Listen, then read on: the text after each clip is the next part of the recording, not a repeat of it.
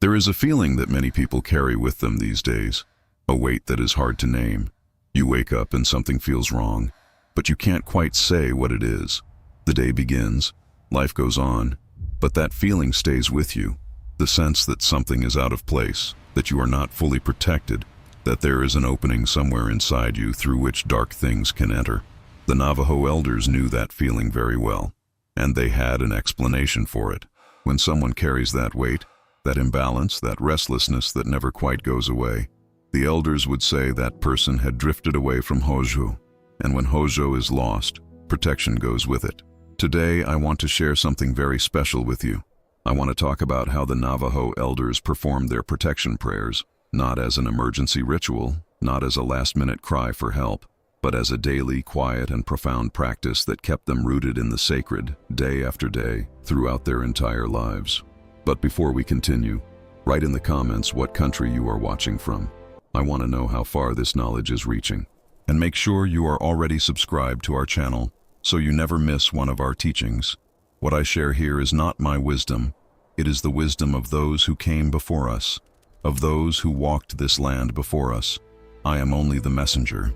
Before I talk about how the elders prayed for protection, I need you to understand one word, a single word that completely changes the way you see the world. That word is hozho. There is no perfect translation in English. Some translate it as beauty, others as harmony. But hozho is so much more than either of those words. Hozho is the state in which everything is in its right place. You, the people around you, nature, the universe itself. It is balance. It is inner peace. It is the feeling that life is flowing exactly the way the Creator intended. For the Dini people, all of human existence is a journey toward hozho. And every prayer, every ceremony, every spiritual practice exists for one single purpose: to restore or maintain that balance when it is threatened. And here is the teaching that the elders repeated over and over. You do not pray for protection only when danger appears. You pray for protection every single day, especially when everything seems fine, because that is exactly when protection is built. It is in the consistency of prayer, in the sacred habit of daily devotion, that hozho is strengthened like a shield around you and your family. Think of it this way. A house can only withstand a storm if its walls were built before the rain arrived. Protection prayers are that daily construction. You do not wait for the storm to start building your walls. The elders also taught us that all life is sacred. Every human being who is born into this world carries a sacredness that must be recognized and honored. And when you recognize the sacredness of your own life, when you truly see yourself as a sacred being before the Creator, you naturally begin to care for that life with more attention, more prayer, more humility. This is the foundation of everything. Without this understanding, protection prayers are nothing more than words scattered into the wind. Let me tell you something that marks deeply everyone who grows up within the Dine tradition. The elders woke up before the sun rose, every single day, without exception. And before drinking water, before eating anything, before speaking a single word to any other person, they would step outside of the hogan, our traditional home, and walk toward the east. They would stand there, still, watching the horizon where the sun was just beginning to appear, and they would pray. There was a very specific reason why this happened at dawn and why it happened facing east. In the Navajo tradition, the east is the direction of the rising sun, of new light, of new beginnings. It is the direction from which blessings arrive. The very door of the hogan is built facing east, to receive the blessings of the day that is being born. And the Creator, according to the teachings of the elders, watches over us through the light of the sun. We do not pray to the sun, but it is through the light of the sun that we connect to the Supreme Being, to the Almighty who created all things. That is why the first prayer of the day must happen as that light is arriving. In that moment, you are receiving the attention of the Creator in the most direct way possible. It is the moment when the veil between the physical world and the spiritual world is at its thinnest, and the elders knew this. One of the great medicine men who taught us used to say that beginning a day without prayer was like walking out into darkness without a lantern. You might eventually reach where you are going, but you will stumble many times along the way. You will get hurt. You will lose your direction. The morning prayer is that lantern. It is what lights the path before you have even taken your first step. And there is another very important teaching here. The morning prayer is not a list of requests. It is not the moment to arrive before the Creator with a piece of paper full of things you want. The first prayer of the day begins with gratitude. Gratitude for having made it to the dawn. Gratitude for one more day of life. Gratitude for the air you breathe, for the earth that holds you, for the family that is beside you. Only after gratitude, and with deep humility, can you then express what you carry in your heart. The elders taught us that a prayer without humility does not travel very far. Humility is the vehicle of prayer. Without it, your words stay at the surface. With it, they reach the Creator. The old ones used to tell us that when they were children, their grandparents would take them along to witness these prayers while it was still dark outside. They would stand nearby in silence watching, learning, not through words, but through presence. And there was something that could be seen in all the elders, without exception.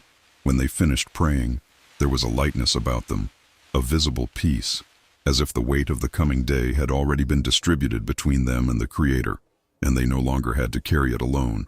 That is protection, not the absence of challenges, but the certainty that you do not face those challenges alone. Now I need to talk about something that sits at the very heart of Navajo protection prayers, something that might seem simple at first glance, but carries a meaning that runs very deep: corn pollen. In Navajo, we call it tadidin.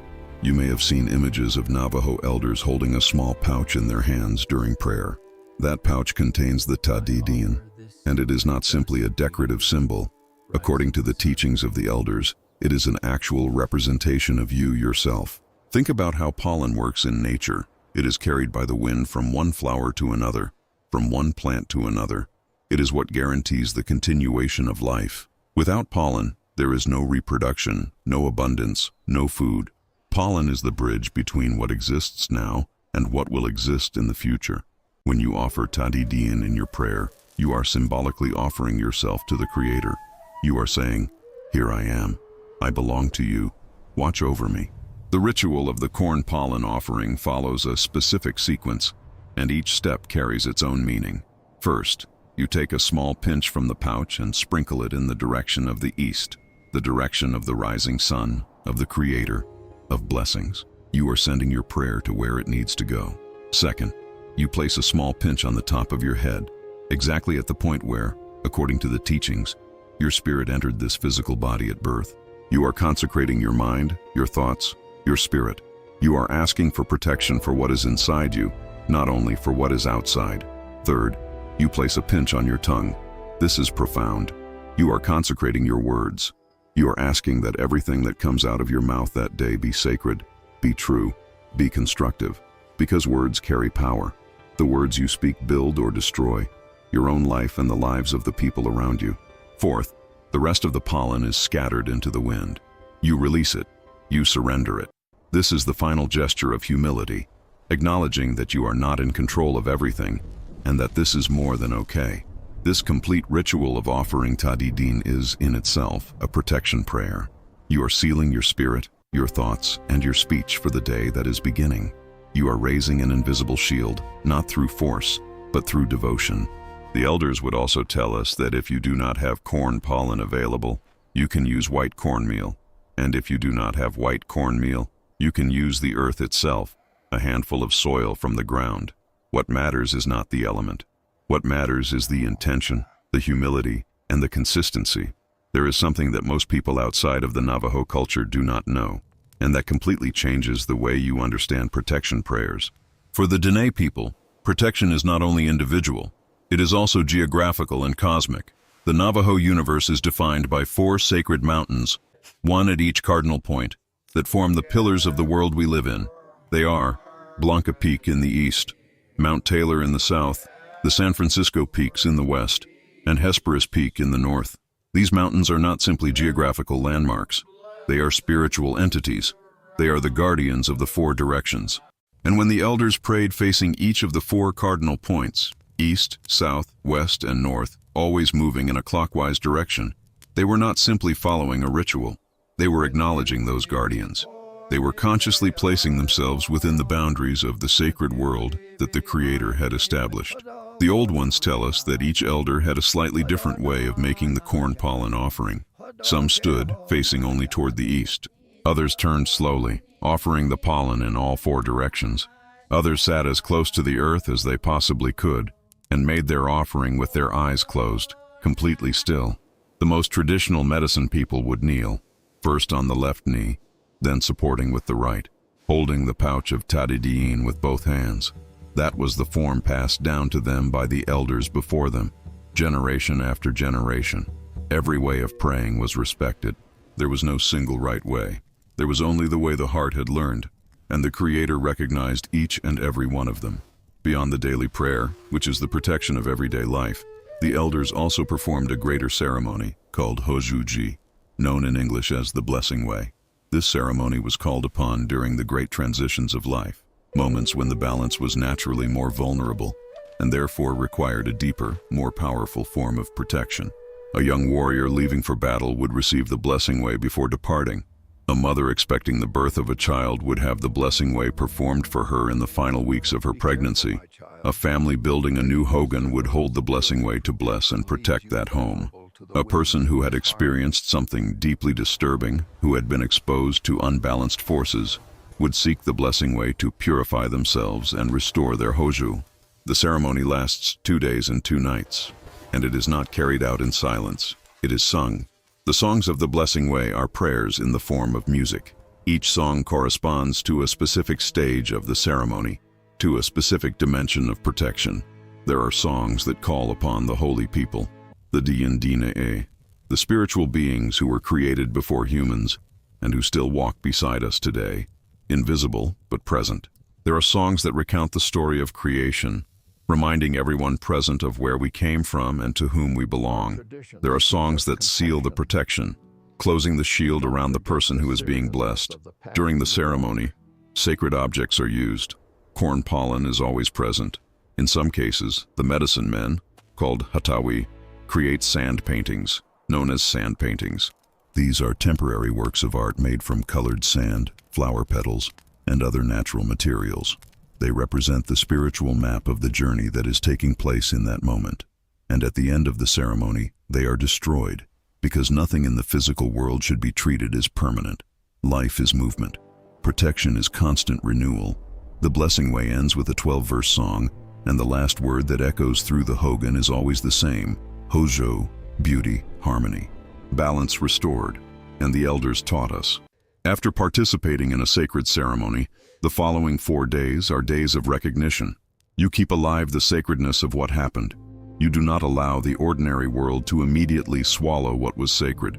You protect the sacred by continuing to acknowledge it. Now I need to speak about something that the elders never let pass in silence, something that many people today ignore and pay a very heavy price for ignoring. There are things that break spiritual protection. The first is the most obvious: stopping prayer. When you stop praying, you are not simply losing a habit, you are giving up your shield. The elders said this clearly. When you let go of prayer, you become vulnerable, not because the Creator abandons you, but because you move away. The door remains open on the other side. It is you who stops knocking. The second thing that breaks protection is more subtle, but equally dangerous: spiritual pride. The elders repeated this as a serious warning. Never think that you are wiser than the holy people. Never arrive before the Creator believing you already know everything, that you have already understood everything, that you no longer need to learn. That pride is poison to spirituality. It closes the channel. It hardens the heart. And a hardened heart cannot receive protection, because protection requires openness, requires humility, requires the honest recognition that you are one small part of a plan far greater than yourself. The third thing is what the elders called inner contaminants. They taught us that hatred, envy, fear, unprocessed anger, shame that is carried but never worked through, all of these emotions, when they live inside you unresolved, create cracks in the spiritual shield. They do not come from outside. They weaken from within. Navajo spiritual protection is not only against external threats, it is also, and perhaps more importantly, against what you yourself allow to grow inside your own heart. And there is a fourth element: the influence of evil. The elders spoke about this without softening their words. When you abandon your spirituality, when you stop praying and stop walking the path of hozho, you do not land on neutral ground. Evil does not wait for a formal invitation. It simply occupies the space that spirituality has left empty. This is not meant to frighten anyone. It is so that every person can understand the responsibility they carry toward themselves. Perhaps you are listening to all of this and thinking, I drifted away.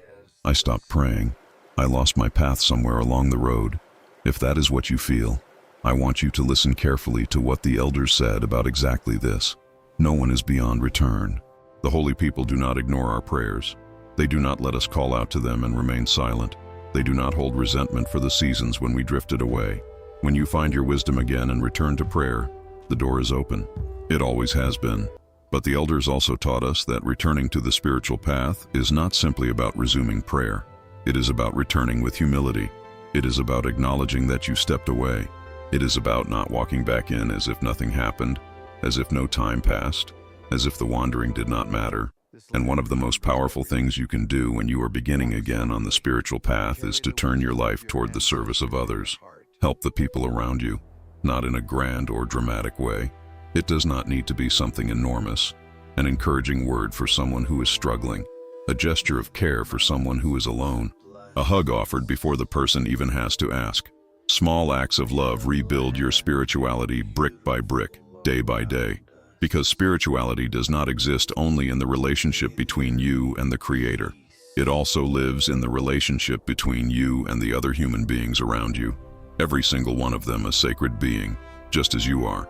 On the matter of answered prayers, the elders taught us that the Creator always responds, but not always in the way we expect. You pray for health, and perhaps the answer is not the immediate cure you imagined, but the meeting with the right person, who shows you something you had not seen before, who opens a door you did not know existed. You pray to win a race, but the right answer is not the victory. It is the health and strength to give your very best. And when you give your very best, whatever the outcome, you are living in hozho. Trusting in the greater plans of the holy people is itself a form of protection. Because when you stop fighting against the flow of life, when you stop insisting that the Creator follow your plans, and begin instead to trust in His, the peace that arrives is real. It is solid. It is the kind of peace that does not depend on your external circumstances. That is a peace no one can take from you.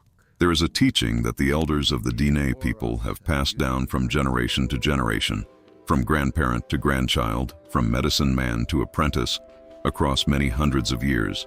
It is not a complicated teaching. In fact, it is the simplest one of all.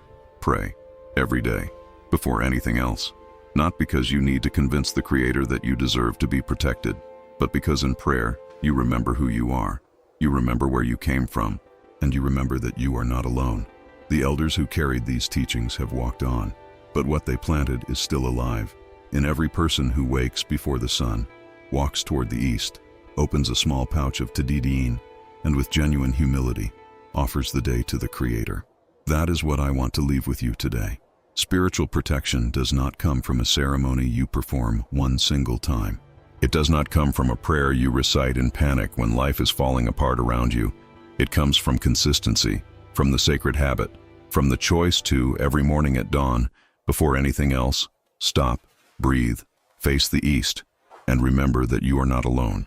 Before we close, I would like to offer a prayer, a simple prayer, inspired by the teachings we have received from our elders, so that we may end this time together in the right way. Creator, who watches over us through the light of the sun that rises every morning, we come before you with humility and with open hearts. May there be beauty before us. On every path our feet will walk today. May there be beauty behind us, in all that we leave behind as we move forward. May there be beauty above us, in the sky that covers us and in the light that guides us. May there be beauty below us, in the earth that holds us and that held our ancestors before us. Guard our spirits, guard our minds, so that our thoughts may be worthy. Guard our tongues, so that our words build and never destroy. Guard our families, who are sacred to us.